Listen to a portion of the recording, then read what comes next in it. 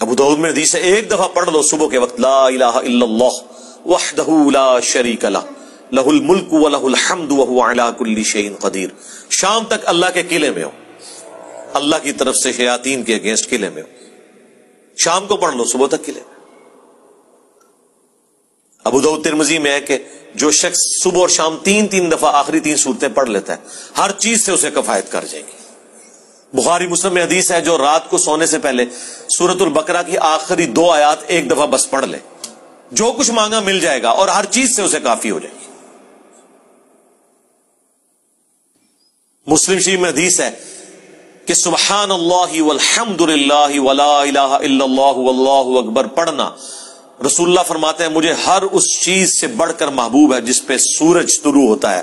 دنیا اور دنیا کی ہر چیز سے بڑھ کر یہ پسندیدہ ترین کلمات ہیں جو ہم فرض نماز کے بعد بھی پڑھتے ہیں. تو یہ اللہ تعالیٰ کے کلمات ہیں, ان کے ذریعے اللہ کی طرف متوجہ ہوں, اللہ تعالیٰ دعا قبول کرتا ہے. وہ ترمذی میں حدیث ہے ایک شخص آیا, اس نے نماز پڑھی پھر تیزی سے دعا شروع کر دی, آپ نے فرمایا سائل نے جلدی کی. ایک دوسرا شخص آیا, اس نے پہلے اللہ کی حمد بیان کی, پھر دروشی پڑھا, پھر دعا مانگی, فرمایا سل تعطا, مانگ تجھے دیا جائے گا, مانگ تجھے دیا جائے گا. اور نماز میں بھی پروٹوکول آپ دیکھیں کیا ہے, پہلے اللہ کی حمد بیان ہوتی ہے التحیات للہ والصلوات والطیبات, پھر درود شریف اور اینڈ پہ جا کے دعائیں آتی ہیں. دعا کا پروٹوکول ہے اللہ کی تعریف اور اس کے بعد درود شریف اور پھر دعا, اس کے بغیر دعا قبول نہیں ہوتی. اور جس نے تیزی سے دعا کی تھی نا, ترمذی میں حدیث ہے, پھر حضور نے اسے بلایا اور سمجھایا کہ پہلے اللہ کی حمد بیان کرو, پھر مجھ پر درود شریف پڑھو, پھر اللہ کی طرف متوجہ ہو, اللہ دعا قبول کرے گا. کسی مزار پہ جانے کی ضرورت نہیں میرے بھائی, گھر بیٹھے اللہ کی حمد اور درود شریف کے ساتھ آپ اللہ کی طرف متوجہ ہو.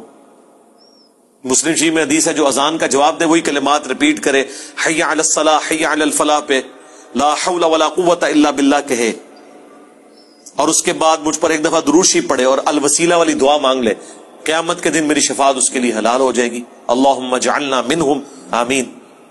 کتنے پیارے پیاری چیزیں ہیں جو نبی علیہ السلام نے تعلیم فرمائی ہے. ہم نے اس لیے سنت اذکار کارڈ لکھے میرے بھائی, یہ میری سالوں کی محنت ہے جو میں نے ایفرٹ پٹ کر کے اس چیپٹر کو کلوز کر دیا. Green card, blue card, orange card. میں بالکل خبتیوں کی طرح 2008 سے لے کے سمجھ لیں 2010 تک میں نے کوئی حدیث کی کتاب کا چیپٹر نہیں چھوڑا جس میں اللہ کے نبی کے وظائف کو تلاش نہ کروں صلی اللہ علیہ وآلہ وسلم. پھر حدیثوں کی صحت کے پیچھے, پھر جتنے علماء نے اذکار کی کتابیں لکھی وہ, پھر اذکار کارڈ جو چھپے تھے, اس کے بعد میں نے ایک انٹلیکچوئل ترتیب کے ساتھ یہ اذکار کارڈ لکھے, آخرت کا بلو کارڈ اور گرین کارڈ. ہماری ویب سائٹ پہ رکھے ہیں, ڈاؤن لوڈ کریں تو اس کو پڑھیں, ان کے ترجمے بھی ساتھ لکھے تاکہ آپ کو سوز و گداز فیل ہو. صرف عربی پڑھنے سے تو نہیں آپ کو پتہ چلے گا اگر آپ کو پتہ ہی نہ ہو کہ اس کا مطلب کیا ہے. حسبنا اللہ و نعم الوکیل. بخاری کی حدیث ہے, ابن عباس کہتے ہیں کہ تمہارے جد امجد ابراہیم کو جب آگ میں پھینکنے لگے تھے تو وہ پکار اٹھے تھے حسبنا اللہ و نعم الوکیل. اور تمہارے نبی پہ بھی جب مصیبت آتی تھی وہ کہتے تھے حسبنا اللہ و نعم الوکیل. اور اس کا ذکر تو قرآن میں ہے سورہ آل عمران کے اندر کہ جب اہل ایمان کو خبر پہنچی کہ کافر ان کے خلاف سازشیں کر رہے ہیں تو اہل ایمان پکار اٹھے حسبنا اللہ و نعم الوکیل, ہم نے اللہ ہی پر بھروسہ کیا, وہی بہتر کارساز ہے. اب یہ جب آپ کا کنسپٹ ہوگا تو یہ اللہ کے صفاتی ناموں کے ساتھ آپ متوجہ ہو رہے ہیں. باقی تو اللہ کے کلمات تو ختم ہی نہیں ہونے. سورہ لقمان میں, سورہ بنی اسرائیل, سورۃ الکہف میں اللہ تعالیٰ کیا فرما رہا ہے کہ اگر زمین سارے کے سارے درخت جو کلمے بن جائیں اور سمندر سیاہی بن جائیں اور 7 سمندر اور بھی ساتھ مل جائیں, اللہ کے کلمات نہیں ختم ہوں گے. سبحان اللہ و بحمدہ عدد خلقہ ورضا نفسہ وزنۃ عرشہ ومداد کلماتہ. بخاری میں حدیث ہے اللہ تعالیٰ کے 99 نام ہیں جو ان کو لے لے گا تو اس پہ جنت واجب ہو جائے گی. لینے سے مراد یہ نہیں ہے کہ وہ ان کی صرف تسبیح کھینچتا رہے گا, مراد یہ کہ وہ اللہ تعالیٰ کو سیریس لے گا. اور لوگ وہ خالی نام پڑھ رہے ہوتے ہیں, کہتے ہیں بس جنت ہوگی, نماز پڑھنے کی لوڑ ہی کوئی نہیں. بھائی اگر یہ سنن سعید کبریٰ میں حدیث ہے نا کہ جو آیت الکرسی فرض نماز کے فوراً بعد پڑھتا ہے مرتے ہی جنت میں داخل ہوگا. جنت اور اس کے درمیان صرف موت کا وقفہ ہے, تو اس کے لیے نماز بھی پڑھنی پڑے گی. صرف آیت الکرسی پڑھنے سے کچھ نہیں ہونا. تو یہ اللہ تعالیٰ ہمارے تمام اچھے نام اللہ کے لیے ہیں، ان کو اس کے ناموں کے ساتھ پکارو.